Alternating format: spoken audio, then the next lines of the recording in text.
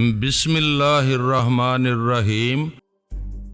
ہم ایک لمبا چکر کاٹ کر پتہ نہیں کن کن سڑکوں اور گلیوں سے ہوتے ہوئے سبزی منڈی کی طرف جا نکلے۔ وہاں سے میں نے اپنی کار نیشنل اسٹیڈیم کی طرف موڑ لی۔ رات کے 11:30 بج چکے تھے۔ اس سڑک پر آمد و رفت اکا دکا ہی تھی۔ اس وقت نیشنل اسٹیڈیم کے برابر سے گزرتے ہوئے میں نے دو آدمیوں کو دیکھا۔ وہ سڑک کے بیچوں بیچ کھڑے آپس میں کچھ تکرار کر رہے تھے۔ ہماری کار کی ہیڈ لیمپس کی روشنی ان پر پڑی تو وہ دونوں چونک کر ہمیں دیکھنے لگے۔ پھر ان میں سے ایک نے ہماری کار کو طرف اشارہ کر کے دوسرے سے کچھ کہا۔ جواب میں اس نے بھی اسبات میں سر ہلاتے ہوئے کچھ کہا تھا۔ اس اثناء میں کار ان کے بالکل قریب پہنچ چکی تھی، لیکن وہ کار کے سامنے سے ہٹنے کی بجائے دونوں ہاتھ اٹھا کر کار کی طرف منہ کر کے کھڑے ہو گئے اور مجھے کار روکنے کا اشارہ کرنے لگے۔ اپنے حلیے سے وہ کوئی مزدور پیشہ معلوم ہوتے تھے۔ سروں پر انہوں نے بڑے بڑے پگڑ باندھ رکھے تھے اور ان کے قریب ہی سڑک پر بڑے بڑے چھابے پڑے تھے۔ قد کاٹ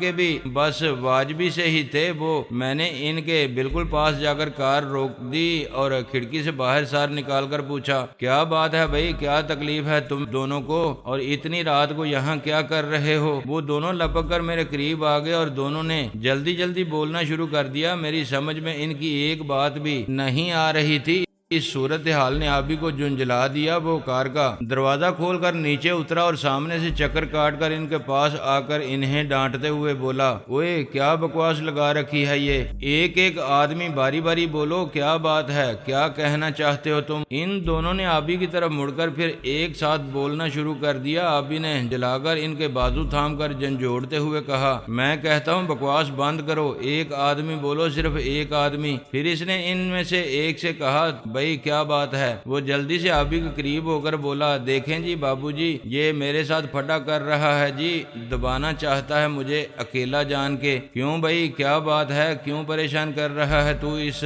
اکیلے آدمی کو؟ آبی نے دوسرے کی طرف مڑ کر پوچھا۔ نہ جی نہ، میں کوئی ظلم زیادتی نہیں کرتا ہوں، پھٹا تو جی یہ خود کرتا ہے، نیت خراب ہو گئی ہے صاحب جی اس کی۔ وہ بولا۔ میں نے ڈپٹ کر کہا، اوئے آخر یہ چکر کیا ہے، صاف صاف بتاؤ کس بات پر جھگڑ رہے ہو تم؟ پہلے والا لپک کر میرے پاس آ کے بولا، دیکھیں جی بابو جی، میں بتاتا ہوں آپ کو اصل بات۔ دوسرا جلدی سے اس کی بات کاٹ کر بولا، بات بتانے سے پہلے ایک بات میری بھی سن لے، میں اپنا حصہ پورا لوں گا۔ بات سن کے جو اس بابو نے مانگا نا اپنا حصہ، تو اپنی ماں سے دینا اسے۔ آبی نے آگے بڑھ کے اس کی گردن دبوچتے ہوئے کہا، اوئے کس حصے کی بات کر رہا ہے بھائی تو؟ بتا مجھے بات کیا ہے؟ نہ جی نہ، ماں نہیں بتانے کا کچھ بھی، وہی بتاوے گا جن نے بات بولی ہے تیرے کو۔ وہ بولا۔ آبی نے اس کی گردن چھوڑ کر دوسرے کی گردن تھام لی۔ چل تو ہی بتا بھائی کیا بات ہے، یاد رکھنا اگر ذرا بھی جھوٹ بولا نا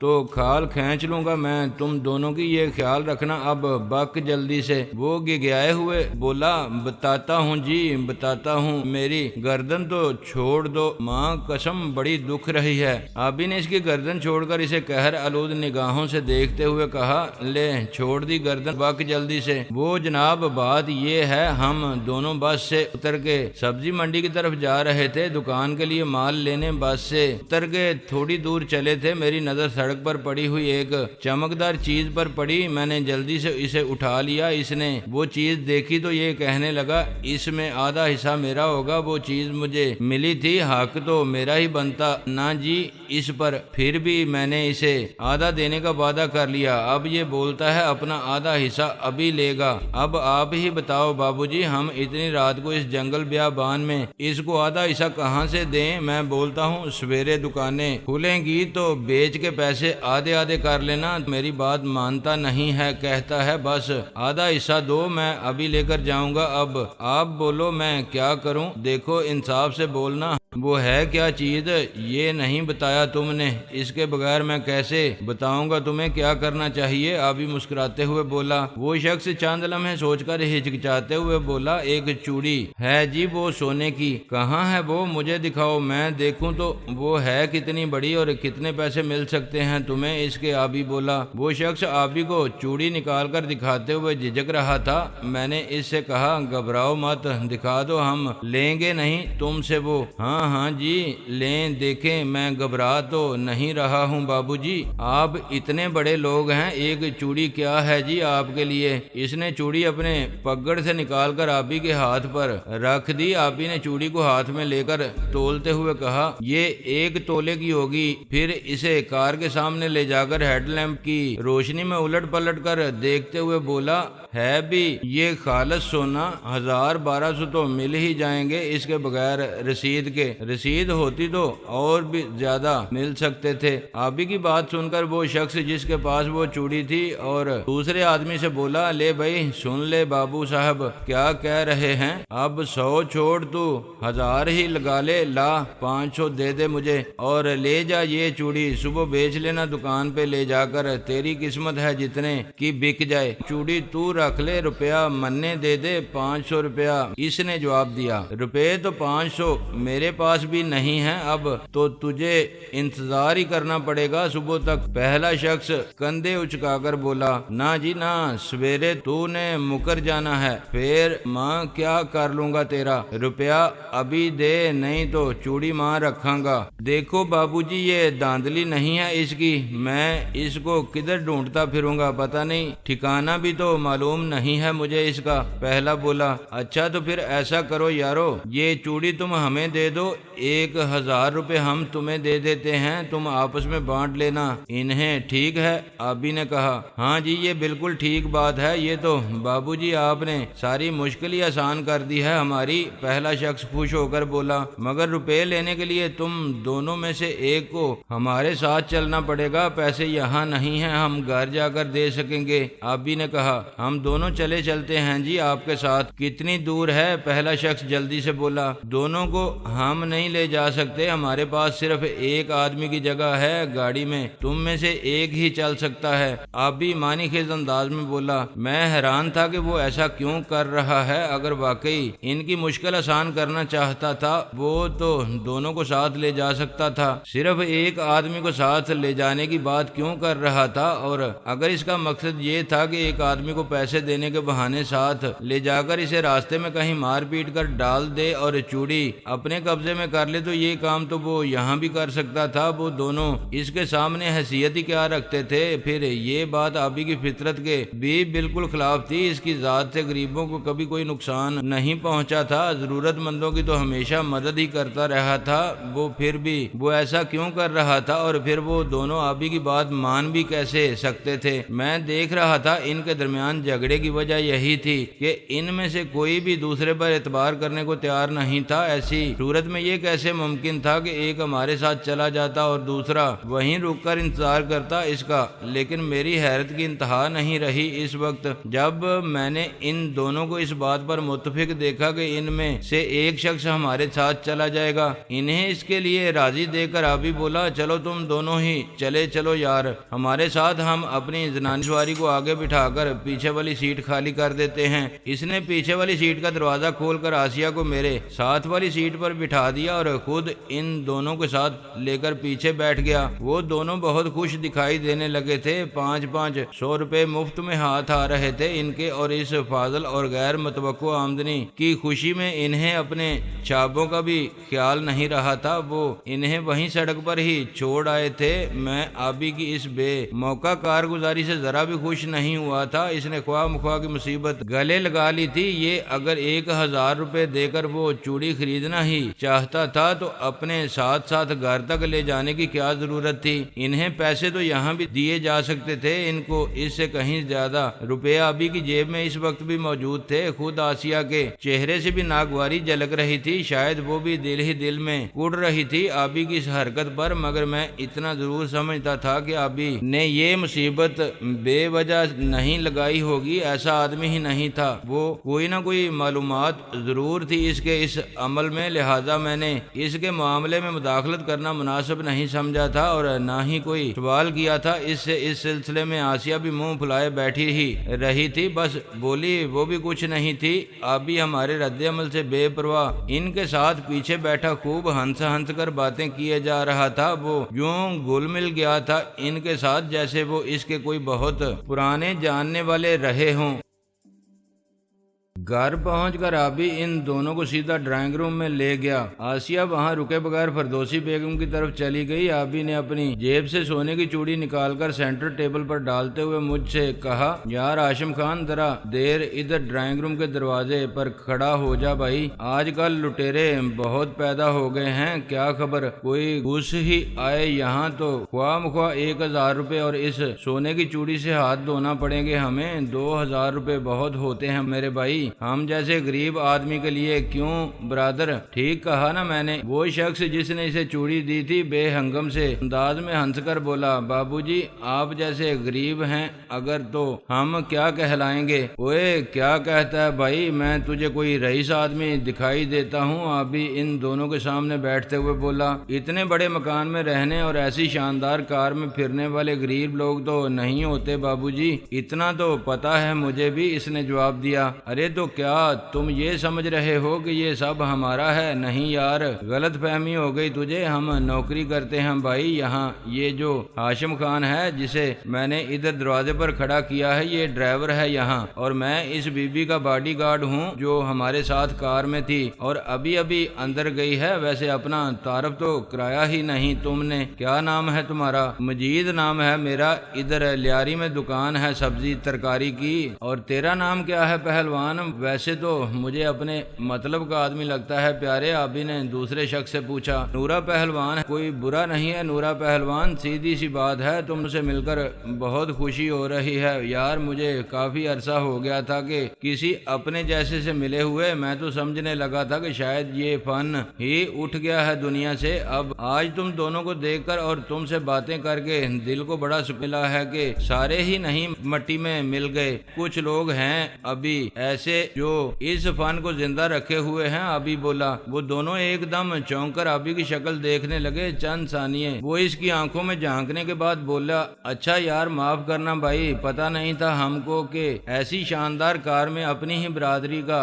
کوئی بندہ موجود ہے۔ نہیں یار، معافی تلافی کی تو بات ہی نہیں ہے، کوئی انجانے میں ایسا ہو ہی جاتا ہے۔ تم دونوں کب سے ہو اس دھندے میں؟ ادھر کراچی میں کوئی 6 مہینے ہوئے ہیں، اس سے پہلے ادھر صادق آباد میں تھے، کوئی 4-5 دھندے کیے ادھر، مگر یار ادھر آنا تو بالکل بیکار ہی ہوا ہے ہمارے لیے، سمجھا؟ یہ تھا ہم نے کہ بڑا شہر ہے، لاکھوں کی آبادی ہے، خوب اچھا دھندا ہوگا، مگر یار لوگ بڑے سیانے ہیں ادھر کے، اول تو کوئی ہماری بات سننے کے واسطے رکتا ہی نہیں، اور اگر کوئی ایک آدھ بندہ مل بھی جاتا ہے ایسا تو اس کی جیب خالی ہوتی ہے، 150 سے زیادہ نہیں ملتے، اتنے تو خرچ ہو جاتے ہیں مال کی تیاری میں، پھر ہمیں کیا ملا؟ مجید بولا، یہی تو بات ہے میرے بھائی، اسی لیے تو میں نے یہ دھندا چھوڑ کر نوکری کر لی ہے، میں تو حیران تھا کہ تم کیسے کر رہے ہو اب تک یہ کام، تم سے یہی معلوم کرنے کے لیے میں دونوں کو ساتھ لایا تھا اپنے، مگر بیکار ہی ہوا یار تمہارا لانا بھی۔ ابھی منہ لٹکا کر بولا،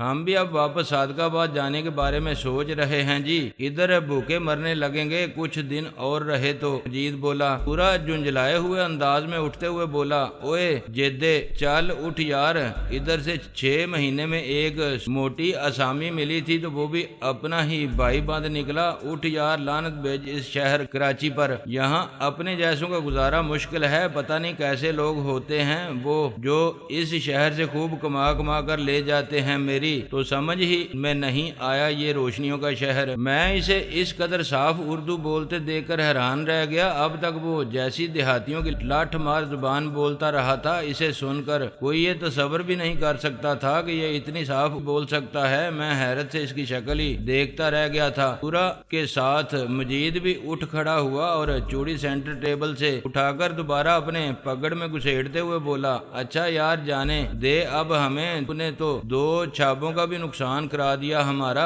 پورے 20 روپے کے خریدے تھے ہم نے وہ۔ ابھی مسکراتے ہوئے بولا، کاروبار میں نفع نقصان تو ہوتا ہی رہتا ہے پیارے بھائی، لگتا ہے تم دونوں کا ستارہ گردش میں آیا ہوا ہے ان دنوں، ایسے میں تم نے یہاں آ کر غلطی ہی کی ہے، میرا ایک مشورہ یہ ہے تمہارے لیے کہ جو پہلی گاڑی ملے اس سے واپس چلے جانا۔ ہاں باجی اب ایسا ہی کرنا ہے ہمیں، انہیں خواہ مخواہ مشورہ دینے کی تکلیف کی، کرنا تو بھی ہمیں یہی تھا، پورا جل کر بولا۔ وہ دونوں واپس جانے کے لیے مڑے تو ابھی بولا، گالی کوئی نہیں ہوئی جی، نہ تشی چاہ شاہ پی، نہ ٹکر شکر، پورا دروازے کی طرف بڑھتے ہوئے غصے سے بات کاٹ کاٹ کر بولا نا جی نہ مٹی پاؤ چا شاہ ٹکر شکر تے جان ہی دو سانو اساں ہور نہیں رکنا ایک منٹ بھی، چل بھائی جیدے آجا یار۔ وہ پتہ نہیں کیا کیا بکتا جگتا باہر نکل گیا، اس کے ساتھ ہی پیچھے جیدہ بھی چلا گیا۔ آبی مانی خیز نظروں سے مسکراتے ہوئے انہیں جاتے دیکھتا رہا۔ ان دونوں کے جانے کے بعد میں نے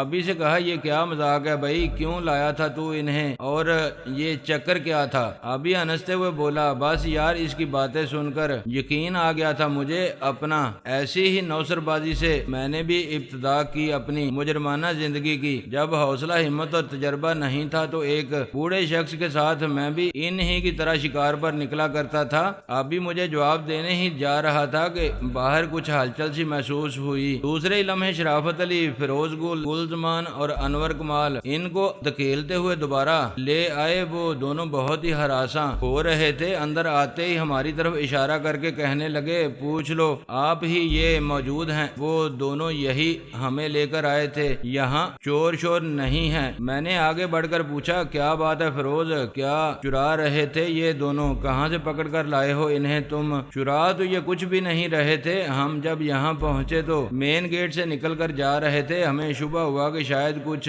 چرا کے نکلے ہیں یہاں سے، لہٰذا میں نے انہیں آواز دے کر رکنے کے لیے کہا۔ یہ رکنے کی بجائے ہم سے بچنے کے لیے بھاگنے لگے، لیکن انور کمال ان کے پیچھے گاڑی دوڑا کر انہیں جا پکڑا۔ پکڑے جانے کے ڈر میں اس نے یہ عجیب بیان دیا کہ اس کوٹھی کا ڈرائیور اور اس کا مالکن کو انہیں اپنے ساتھ لے کر آئے تھے سبزی منڈی کے نزدیک سے، اب یہ واپس جا رہے تھے، ہمیں اپنے ساتھ اس لیے لائے تھے کہ ان کے بیان کے مطابق نہ تو یہاں کوئی مالکن ہے جس کے ساتھ باڈی گارڈ چلتا ہو اور نہ ہی کوئی ڈرائیور ہے یہاں۔ ابھی اس کی بات سن کر دونوں ہاتھوں سے منہ چھپا کر بری طرح ہنس رہا تھا۔ میں نے اس کی طرف دھیان دیے بغیر کہا چھوڑو یار جانے دو انہیں، یہ سب اس سالے پانی کے جانور کی کارستانی ہے، میں لایا تھا انہیں اپنے ساتھ لگا کر، اب پتہ نہیں کیا بکواس کر رہا ہے یہ، میری تو سمجھ میں نہیں آ رہی ہے اس کی بات، تم سنو شاید کچھ سمجھ سکو تم۔ فیروز آبی کو ہنستے دیکھ کر خود بھی مسکرانے لگا۔ اس نے دونوں کو جانے کے لیے کہہ کر